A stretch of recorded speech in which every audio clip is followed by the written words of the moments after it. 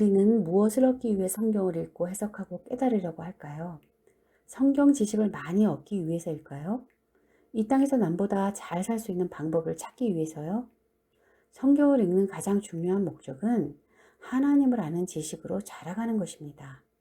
성경은 하나님이 누구신지, 무엇을 원하시는지, 그리고 자기 백성과 어떤 관계를 맺으시는지를 보여주십니다. 그런데 여기에서 한 가지 중요한 문제가 있습니다. 하나님의 말씀을 읽는 것도 옳고 그 말씀을 이해하고 해석하는 사람도 옳습니다. 성령께서 말씀을 깨닫게 하시는 조명이 필요하지만 우리에게는 여전히 한계가 있습니다. 하나님의 말씀을 읽으면서도 어느 순간 하나님의 뜻보다는 자신의 생각을 앞세울 수 있다는 것입니다. 먼저 솔로몬을 생각해 볼 수 있습니다.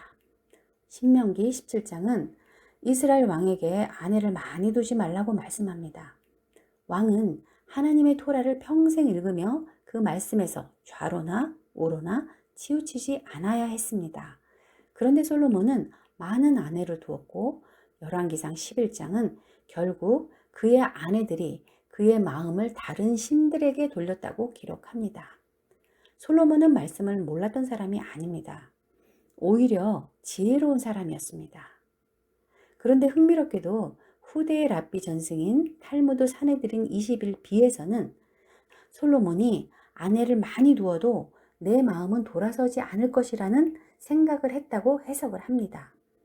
말씀의 경고를 자신에게는 적용하지 않아도 된다고 생각했던 것입니다. 사울에게서도 비슷한 모습을 볼 수 있습니다. 블레셋 군대가 모이고 이스라엘 백성은 흩어지고 있었습니다. 사무엘은 정한 때 오기로 했지만 오지 않았습니다. 그러자 사울은 기다리지 못하고 직접 번제를 드렸습니다. 사울은 자신이 처한 상황을 판단하여 행동했지만 사무엘은 하나님의 명령을 지키지 않은 것으로 책망했습니다. 말씀을 몰랐던 것이 문제가 아니라 자신의 판단이 말씀보다 앞선 것이 문제였습니다. 그런데 신약에서도 성경을 어떻게 이해할 것인지를 놓고 실제적인 충돌이 일어납니다. 사도행전 15장입니다. 이방인도 할례를 받고 모세의 율법을 지켜야 구원을 받을 수 있다는 주장이 나오자 바울과 바나바는 그들과 논쟁했습니다.